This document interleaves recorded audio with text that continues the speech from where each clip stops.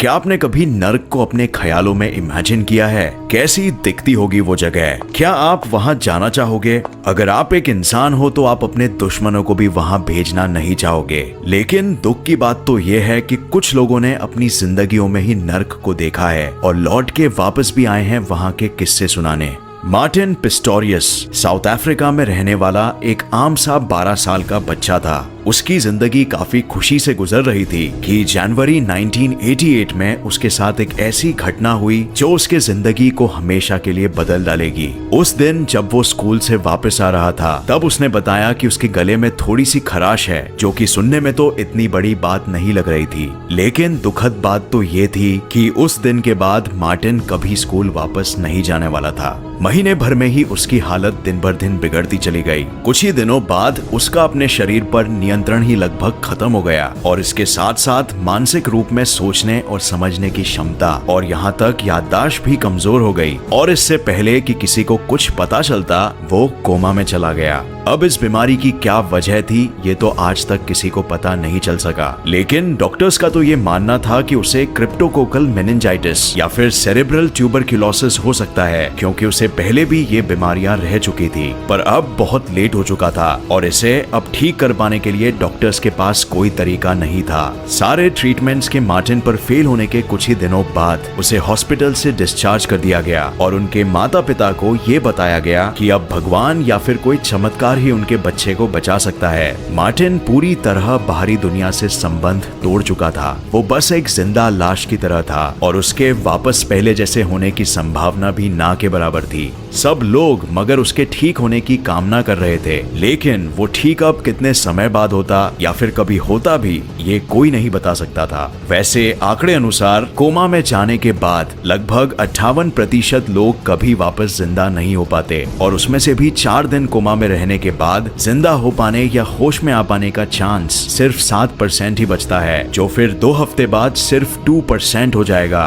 तो इंसान के पास ज्यादा समय नहीं होता कोमा से लड़ के बाहर निकल पाने के लिए। लेकिन ये काफी चौंकाने वाली बात थी कि मार्टिन आंकड़ों को चुनौती देते हुए काफी लंबे समय तक जिंदा रह सका और साथ में ही उसके वापस ठीक होने की उम्मीद। बट क्या ये वास्तविकता जिसमें मार्टिन जी रहा था, क्या वो एक असल जिंदगी थी? तकरीबन 10 साल से भी ज्यादा समय मार्टिन ने घर पर बिताया, एक जिंदा लाश के रूप में। अब तक सब ये मान चुके थे कि बस खत्म, अब कोई भी उम्मीद नहीं बची है। इनफैक्ट मार्टिन की माँ भी भावुक होके उसके सामने रोते हुए कहती कि काश उसे इस दर्द से आजादी मिल जाए। लेकिन एक दिन एक ऐसा चमत्कार हुआ जिसने सभी को हिलाकर रख दिया। 25 साल की उम्र में मार्टिन को होश आ चुकी थी। उसके फैमिली में उस दिन सभी खुशी के आंसू रोए। लेकिन कहानी बस यहाँ पे खत्म नहीं होती, क्योंकि मार्टिन के होश में आते ही वो खोलने वाला था वो सभी रहस्य जो वो अंदर 10 साल से दबाए हुए था। वो एक ऐसी सच्चाई बताने वाला था जिसे सुनकर सभी के रोंगटे खड़े होने वाले हैं। मार्टिन के मुताबिक कोमा में जाने के कुछ ही सालों बाद वो होश में आ गया।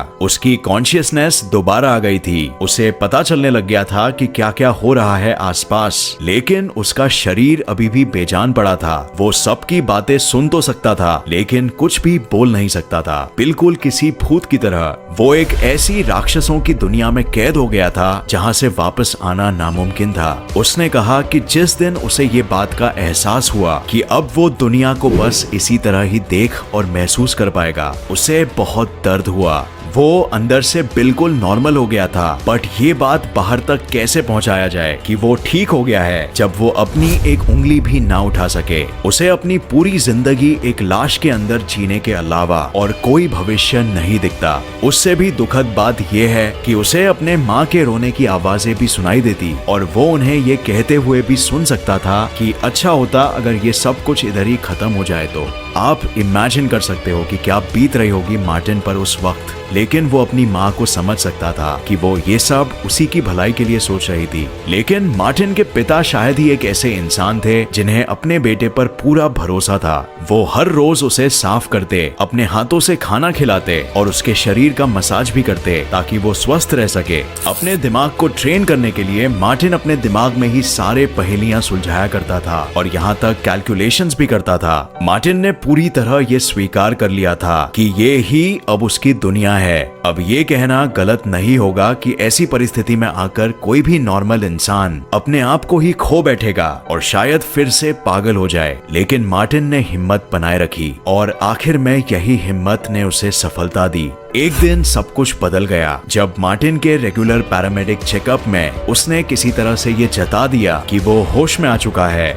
ये बात उसने सिर्फ अपने आंखों से जताई और खुशकिस्मती से उस पर गौर भी कर पाया गया। उसके बाद उसे तुरंत एक स्पेशल सेंटर ले जाया गया जहाँ पर उस पे कुछ टेस्ट किए गए, ये जानने के लिए कि वो असल में कॉन्शियस है या फिर ये सिर्फ एक इत्तेफाक था। और फिर जब मार्टिन ने सारे टेस्ट पास कर दिए तो सबको मालूम पड़ गया कि ये आखिर सच्चाई ही है। उसके बाद मार्टिन की माँ ने अपनी जॉब छोड़ दी और उसकी मदद करने में और उसका ख्याल रखने में लग गई। उसके बाद उन्होंने एक ऐसा कंप्यूटर प्रोग्राम बनाया जिसकी मदद से मार्टिन बातचीत कर सके। और इतना ही नहीं, जैसे ही मार्टिन के पास ये कम्युनिकेट करने की काबिलियत आ गई, मार्टिन ने अपनी कॉलेज डिग्री तक ले ली और उसके बाद एक वेब डेवलपमेंट कंपनी में उसे जॉब भी मिल गया। अब इसे कहते हैं असली जज्बा। जल्द ही मार्टिन के चेहरे पर फेशियल एक्सप्रेशंस आना भी शुरू हो गए और फिर उसका पूरा शरीर ही काम करने लग गया। उसने अपनी बहन की एक दोस्त से शादी कर ली और उसके बाद हमेशा खुश रहा।